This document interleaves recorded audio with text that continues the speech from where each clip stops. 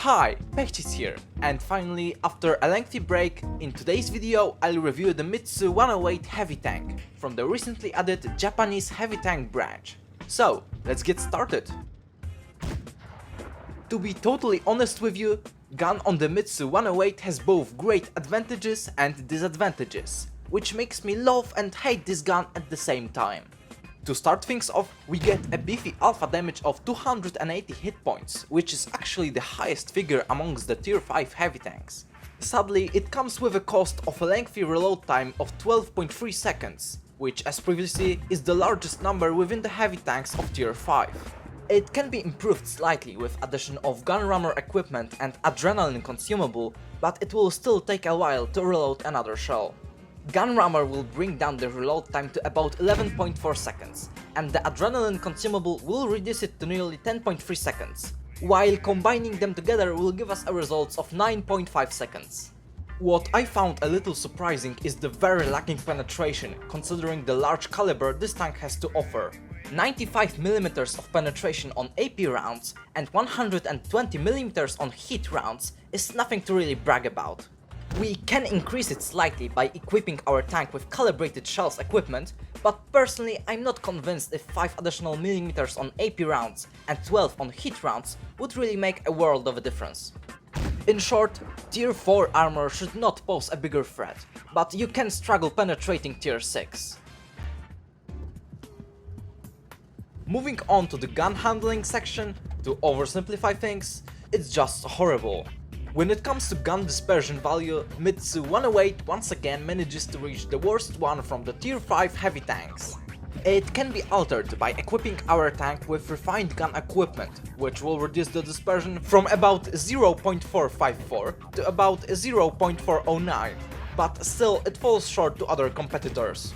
Aim time of 5.4 seconds is once again nothing impressive.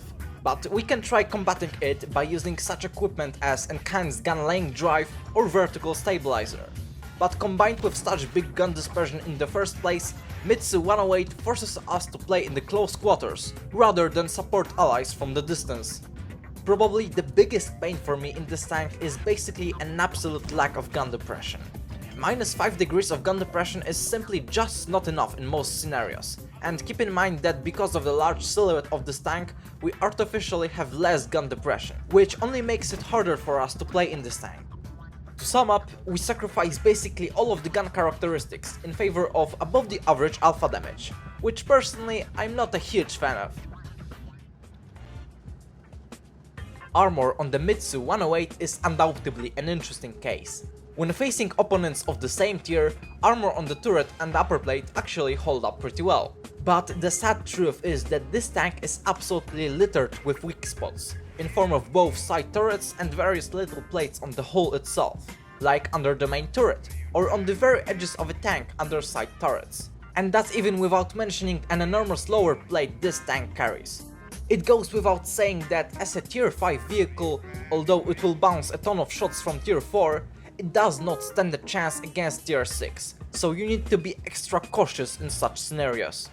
The last thing to keep in mind is that the profile of the tank itself is just simply huge, so you will make for an easy target for basically anyone who manages to spot you from the side. Mobility on the Mitsu 108 is unsurprisingly underwhelming. This tank feels very sluggish, no matter the provisions or equipment we implement. Engine power boost consumable can be helpful momentarily with getting to the position, but still our movement is nothing outstanding. Judging by characteristics of this tank, not many people will enjoy it, mainly because of how slow it is and how hard it is to operate its gun. In other words, it's just a painful grind of new Japanese branch. The only two perks of Mitsu 108 are big alpha damage and somewhat unreliable armor, and while playing it we must take full advantage of them to succeed. Simply picking and shooting available targets can be quite effective because of how huge the alpha damage is, but keep in mind that you should keep a relatively close distance to your enemies in order to hit them. On the other hand, treating this tank like a push breakthrough device can work in some instances, but only with the proper support of your allies. You must remember that Mitsu 108 on its own is extremely vulnerable, with its slow fire rate and abysmal mobility, so sticking with your teammates is highly advisable. So that's how Mitsu 108 presents itself. Not a good tank, but neither an underperforming one. Not very interesting or engaging as well, which is what in my eyes makes this tank simply unattractive to most of the players.